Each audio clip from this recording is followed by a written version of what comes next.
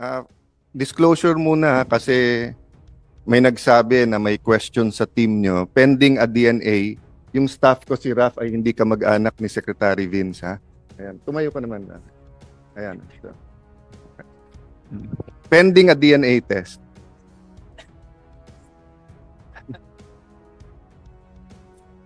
No, patatrabohin ko siya na singsipag ni Sec Vince. Tignan ko kung mag-iiba din yung itsura. Kasi nung sa DUTR, hindi naman ganyan ang itsura mo, Sec Vince, no? How many in your team are lawyers? In that top level? Raise your hands na lang. 1, 2, Tatlo po Tatlo. sa aking pagkakaalam. Si Undersecretary Conti, Undersecretary Bernabe, and Undersecretary Turgano, who is unfortunately not Yeah, here po. so magandang hapon sa mga kumpanyero namin and siguro maintindihan nyo yung sasabihin ko. I hope the public understands it then. Di ba, first year in law school, para klaro lahat ng usapan, we start with a simple formula. What are the facts? Based on the facts, what are the issues? And then sa issues, ano yung ruling? So, may basic argument muna ko ano yung facts, but you don't argue what kaya nga fact eh. Diba? So, if you're saying, I'm wearing green, if you argue ng konti that it's a certain shade of green, okay, but not much argument, diba, Yusek Conti, diba? So, what's the issue? Let's say the issue is, bagay ba kay Alan yan o hindi? O, that's subjective. Diba? So, marami ng opinion dyan. You won't agree on the opinion. Diba? But for example, ang sabihin is, kay Alan ba yan? Or hiniram ba niya? Kasi clinic-claim ni Joel, hiniram ko lang, hindi ko na sinole. Diba? Then that's the issue. We can debate on the issue, sinong may resibo, paano. Then you go to the ruling. Unfortunately, nowadays, there are facts, alternative facts, fake news, false news. Hindi naman bago yun, no? But ang point ko lang po, hindi tayo nagkakaintindihan lahat, no? So, in my questioning, I'll start with, kasi we cannot argue with principles, di ba? So, for example, if you say ko, anong itatanim? Yan ang aanihin. I think we'll agree there, di ba? I cannot tell you, magtanim kayo ng flood control, magkakaroon tayo ng classroom. Magtanim tayo ng health center, magkakaroon tayo ng flood control. So, that's a basic principle. Kung ano itanim mo, yan ang anihin mo. Of course, I interchange biblical principle because they're, and just logic, because they're principles and their logic, no? So, for example po, no, the biblical principle is prevent evil, do good, pero if you're going to be spiritual, may isa pa, align with what God wants. So, if you apply it to civil government, it's not enough that we prevent corruption, di ba, and do good. We have to align the priorities kung anong priority ng administration. Kasi kayong binoto eh. Di ba? Before the election, pag sinabi ng isa, peace and order yung priority, sabihin ng isa, priority is the economy, sabihin ng isa. I'm talking priorities kasi lahat naman yan importante. So, I'll start that question. I'll start the questions based on that, no? Do you agree, Secretary Vince, that medyo twofold nga yung inyong nation building, di ba? One is the actual building, di ba? The roads, the bridges, the buildings, schools, di ba? And the other one is cleaning up the department.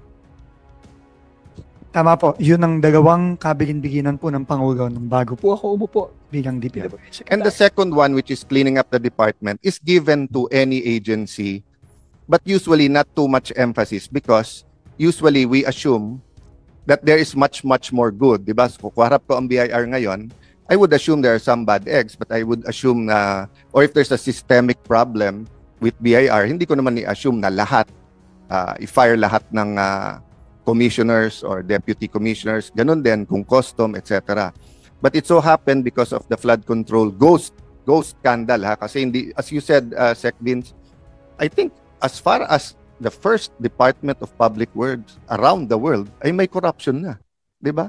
The first public works was the Garden of Eden na kinurap nung snake at ni Adam at saka ni Eve by eating the fruit. So, you know, then it's in the DNA, no? So, the point is, in fixing the problem of corruption, you need a new team, which you have. You have to see what's happening sa department, what you can change. All the senators here naman today contributed, di ba? Chairman has been contributing not only in this committee, in the Blue Ribbon Committee. Having said that, hindi pwedeng hindi dual yung priority mo. Meaning, if yung paghahabol sa lahat ng corrupt at yung pagbabago ng sistema, mahihinto naman yung public works, we lose more. Do you agree with that? Agree po, Okay. Mr. Chairman. So on that point, may I ask you this question? Do you know how to rig biddings? No, Mr. Chairman. Do you think that this is the time that you should learn? We institute the necessary reforms? Yes. So thank you for getting it. Kasi I asked exactly the same question kay Secretary Bunoan. Halatang nagtitinginan sila ng mga USEC ng hindi nagtitinginan, hindi naman mukhang guilty to be fair, pero parang na-shock sa question ko tapos parang ayaw sagutin. But I told him this, in 1997 or 98, kaharap ko isang ministro. And I was shocked what he said kasi ministro nga so religious group, head ng malaking church, no, at least in our district, at sinabi niya sa akin, Alan, susuportahan ka namin as congressman, pero ang tanong ko sa inyo, marunong ka ba mandaya? And of course, I was shocked. Bakit mo tatanungin ko marunong ako mandaya? Kaya mo nga ako sinusuportahan. I'm bringing in, kasi endemic yung dayaan sa eleksyon noon, pati sa Taguig. And sinabi niya sa akin, kasi ayaw kong masayang yung boto namin sa iyo kung ikaw ay dadayain. Diba? So I ask you that question because so much people trust and put their trust in you and the DPWH and in your mission. So if you don't know how to rig the biddings or how it's done, I'm not asking you to rig the bid. Very, very clear yan, ha? Hindi ko sinasabing i-manipulate, i-rig, dayain, kurakutin, whatever, yung pondo ng DPWH, yung bidding. Ang sinasabi ko lang, pare-pareho tayo dito. Kung hindi namin alam paano patakbuhin, for example, no, kung ako ay bagong senador at hindi ko alam kung paano patakbuhin ang office ko, marami akong staff na tatawag ko saan-saan ahensya at hihingi ng special favor. Diba? So that's one thing senators or congressmen have to learn right away. How to make sure that in fighting monsters, they do not become the monsters at the same time. Another lesson is we have to verify all of our information. Diba? Kasi ang daling magsalita eh. We can ruin lives, we can rule teams, we can ano. So, my point, Mr. Secretary, is I hope you learn all the tricks of the trade because as you change the rules, mag-a-adapt din yung mga nangungurakot. Diba? We've seen that nung bata tayo, bago tayo doon, but we're not that young anymore. So, from one administration to the other, ang testimony ng mga Diskaya,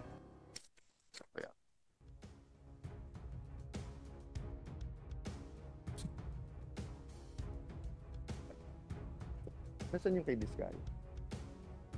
Yung may picture.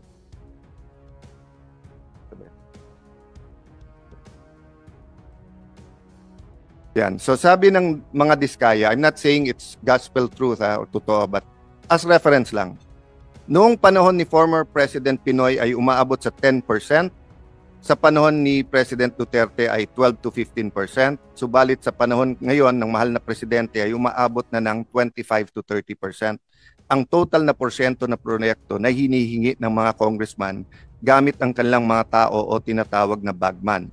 At ito ang pinakamataas na hinihingi sa lahat ng contractor sa Pilipinas. We know also this gospel truth kasi may ghost eh. So obviously ghost is much more than 25%. And to be fair to President Duterte, President Aquino, whether we talk about President Marcos Sr., President Fidel V. Ramos, kickbacks in government contracts, lalong infrastructure, has always been a problem, di ba? So, my point, Secretary, is I want to know, with such a huge task, no, wag muna tayo sa building, sa corruption muna. What will you focus on? Ano yung bullseye para sa'yo? Kasi kung hindi ka naman ombudsman, at kahit ombudsman ka, di ba? Ombudsman, hindi pwedeng DPWH lang. There are other agencies. Diba? Sabi nung isang study, for every 1 peso we collect, 1 to 2 pesos hindi natin kinokollect. So yun ang pinakamalaking scam or scheme sa Pilipinas, di ba? Kasi if we collect 4 trillion, hindi nako-collect 4 to 8 trillion, mas malaki yun. Pero hindi madaling hulihin yun. That's every single port, that's every single tax na ini-evade, di ba? So, sa palagay mo, Secretary, to be fair to you, you've only been there for 5 weeks, right? 5 weeks, no? What will you focus on? Or dito sa corruption, what's the bullseye for you? Unang-una po, nasabi ko na rin po ito kanina, Mr. Chairman, dalawa po ang kailangang focus. Mahirap po siya, pero kailangan pong gawin. Kasi yun po ang inaasahan ng mga kababayan natin. Unang-una, kailangan pong managot yung mga dapat managot. Unang-una. No? At ang responsibilidad po namin ngayon, una, mag-focus sa loob ng DPWH para po matakot at hindi na gagawin ulit. Yun po ang unang-una. No? Kami po ay nakikipagtulungan din sa ICI at sa Ombudsman para yung ibang mga dapat managot, base sa ebidensya, mananagot din. Pero tingin ko po, no, ang mas lasting na magiging legasya, at ito na rin po ang sinabi ng ating Pangulo, na yung reforma. Kailangan pong magbago. Yung mga nasabi na rin po kanina nung ibang membro ng committee, na marami po dito sa pinag-uusapan natin ngayon, matagal na po ito. Iba nga po, marami po dito, dekada na po ang binilang, hindi ang taon. So, kailangan po nating baguhin yon. Example po, pagbababa ng presyo ng mga materyales para talagang mag-reflect ng totoong presyo sa merkado at maiwasan ang overprice. Yun po ay naging call ni Chairman Win, ni Senator Loren, nung anak po ni Senator Loren. At yun po ay kailangan na natin gawin. Hindi po yan, I think ang last time po na in-adjust ang CPMD at DUPA nung 2015? Kailan? I think po nung 2015 pa. Nung time po ni Secretary Babe Singson. That was the last time na in-adjust. So we have to do that now. Kasi po, dun pa lang po, tama po ang ating mga members, ang ating chairman, na dun pa lang po, makakat mo na kagad yung potential na pwedeng nakawin, makakat na po agad dun. Hindi po siya silver bullet by any means. Hindi po, ibig sabihin, pag binaba natin ang DUPA, binaba natin ang CPMD, mawawala na po ang korupsyon. Hindi po. Pero malaki po ang mawawala. At ang iba pong mga reforma, halimbawa po, yung pagsisigurado na bawat pumasok sa budget ang isang proyekto, dapat yan may plano. Dapat po yan may endorsement ng Regional Development Council, ng Provincial Development Council. Marami po sa mga questionable proyekto na tinitignan natin ngayon. Wala po yan. Sabi nga po ng mga mayors na nakausap natin, ng ibang mga, kahit po congressman, nagulat na lang sila at bigla na lang may sumulpot na proyekto. Yan po ang sinabi sa akin ni Governor Bons Dulor sa Oriental Mindoro. So, dun lang po sa ilang yan, malaki na po ang tingin ko ma-address.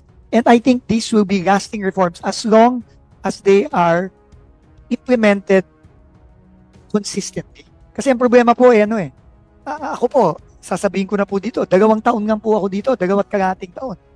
I will not be here anymore after 2.5 years.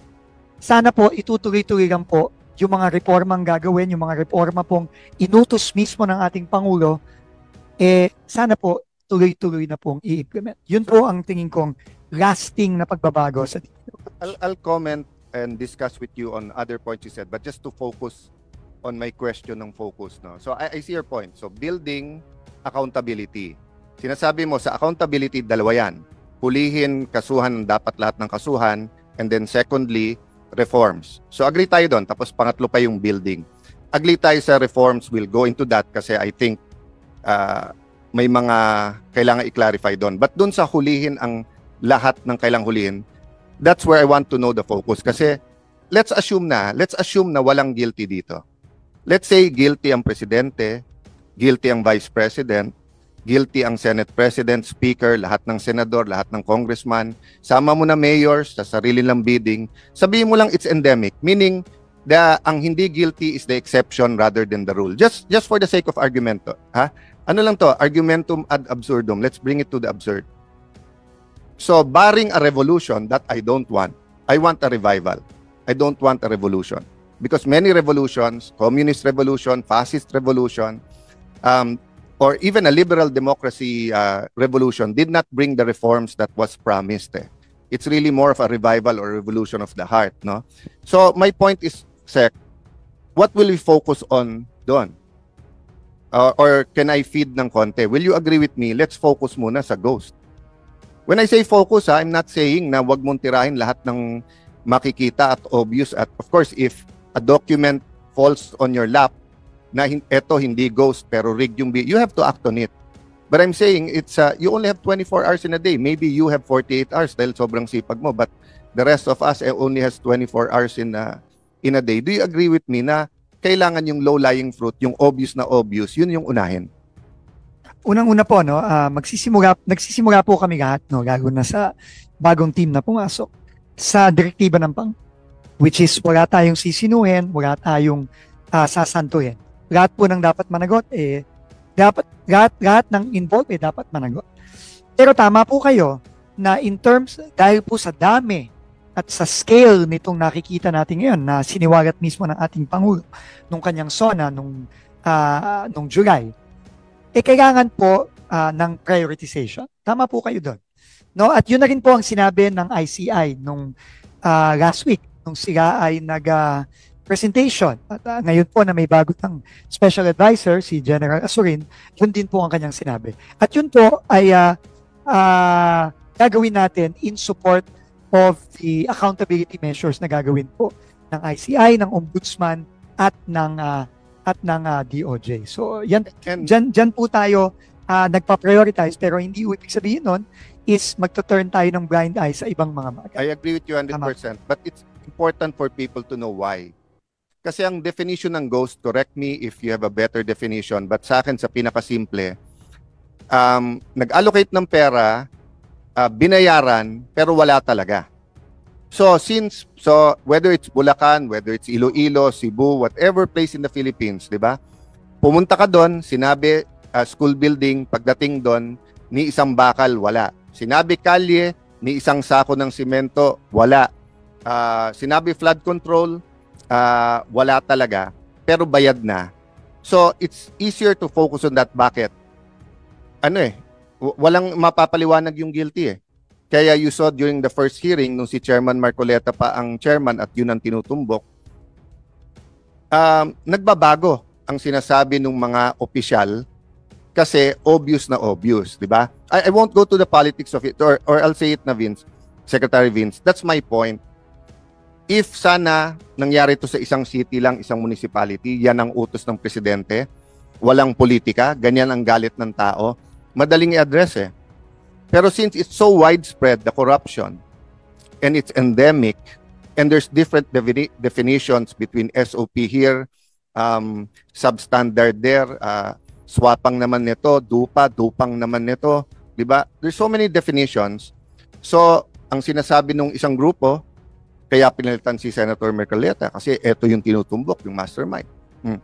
Nung nandun naman si Senator Ping, sabi, kaya silang gustong tanggalin kasi may pinoprotektan na senador, etc. No? And you, the ICI Ombudsman, should be beyond that. But we cannot not be in this environment . Naglagay ka ng isda sa Pasig River, kahit anong linis ng isda, madumi yung river . So ang trabaho ni Vince Dizon at ng DPWH, ikaw yung isda na nilagay namin sa Pasig River, you have to navigate kahit anong dumi ng river.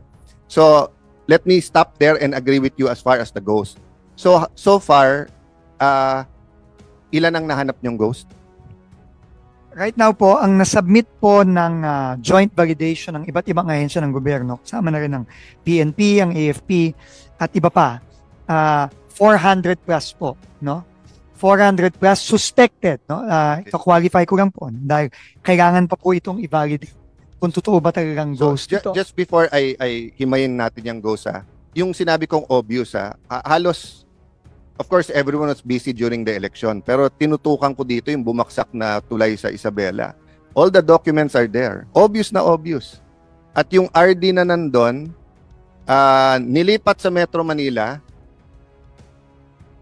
Same kalokohan sa ibang projects, kinakausap yung contractors na maging substandard. Tapos ang balita ko, siya din yung sa EDSA rehabilitation. Anong ginawa ng DPWH? Prinomote siya na assistant secretary. Kasi daw, para alisin na siya as DP. So I hope, while I'm with you, na focus natin Ghost, yung mga obvious naman talaga, that should start running. Diba? Kasi kung hindi, magtatago naman under the Ghost projects yung iba. Isipin mo, kasama yan sa SONA ng presidente.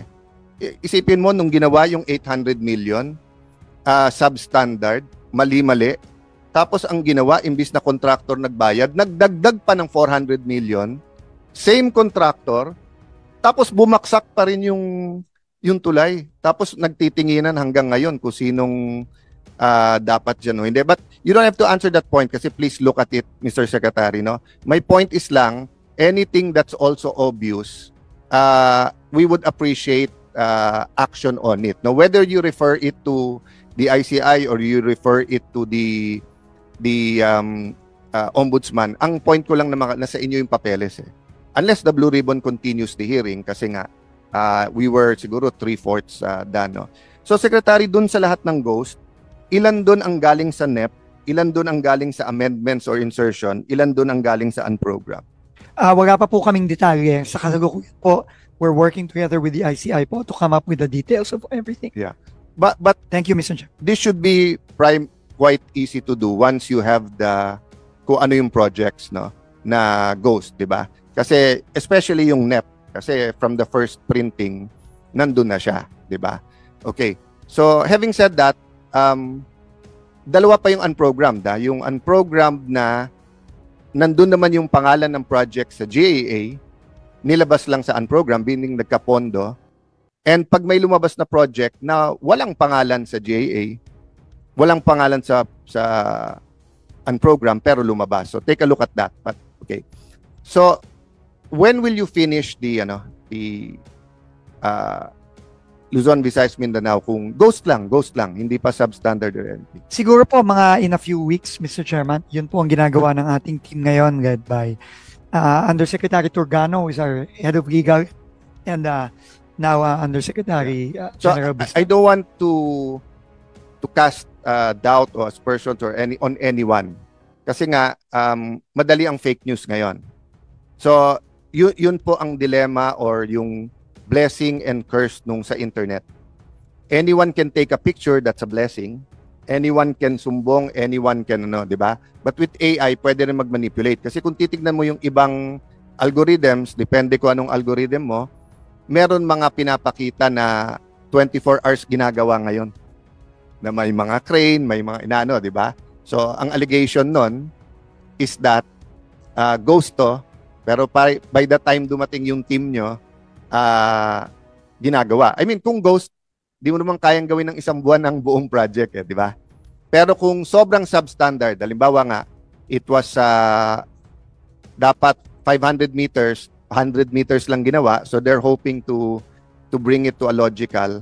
So is it possible that you ask all of your DEs or at the lowest level sa projects, whatever, 2020 or 2022, whatever, kunan lang ng cellphone picture para lang may hawak. If I may, with the indulgence of Senator Cayetano, if it's a 2022, 2023 project na bayad na, tapos ngayon ginagawa, hindi ba it falls under ghost projects, Your Honor? Yes, but what I'm saying is that ang sinasabi ng iba ngayon ay may tinitignan at may tinititigan. So pag ganitong region o ganito kasi malakas, hindi pa nakikita ng DPWH, ginagawa na ngayon. Yeah, it goes when you look at it and then there's nothing. But if you look at it tapos biglang meron pero kailan ginawa? Kahapon lang. 'Di ba? So but what I'm saying nga, it could be unfair. It could be fake news. It could be an AI or a video in another place there, 'di ba? So I'm just trying to help the DPWH. How do you have a master file right away sa Secretary's office? Para at least may reference ka. And of course, again, the question, where do you start? Let's start with 2025. Diba? Ito yung project sa JA, pwede bang kunan lahat yon? Oh. Second, ngayon, kung yung DE na yon nag-submit sa'yo, let's say Bulacan, nag-submit yung ngayon na nasa hearing, kinunan niya. pero yung kinunan din ng mayor o kununan sino, or that might be the solution. Kunan ng DE, pero kunan din ng mayor or ng governor ng picture para na may reference lang tayo. Because only God knows what's happening in the whole country. And it's easy now to, and Secretary, correct me if I'm wrong, we're only talking about yung pondo na nasa DPWH. Kasi katulad ng DOH, lookout nila yun eh. Pondo nila yun eh. Kayo lang yung gumagawa. 'Di ba? Ang taga-inspect nun dapat sila. Hindi dapat sila na surprise na may ghost. Kasi may regional directors din sila eh. Sila dapat nagbabantay nun. May I make that difference and correct me if I'm wrong, Secretary, while you're going to answer that question. Tama ba na halimbawa ang PSC gagawa ng covered court? Magmomowa sa inyo, gagawin nyo lang. Pero saan yung court? Yan by basketball o volleyball o badminton? Kung ang DOH gagawa ng health center, whether yan ay maliit, super health center o hospital, sila yon. MOA lang sa inyo, kayo lang magko-construct, kayo magbibid, kayo magko-construct. Classroom, ganun din. Ang DepEd ang masasabi sa inyo, 4 stories yan, 5 stories, etc. No? Kasi I want to make that distinction. Sa flood control kasi, purely project nyo yan eh. Kaya dapat nagbantay dyan, DPWH. Kaya nga makita natin na ang kuntsabahan, DE, Deputy DE, etc. hanggang COA. Pero pagka yung ibang ahensya naglagay sa inyo, mali ba ako, Secretary, dapat binabantayan nila. Tatrabaho nila yun eh.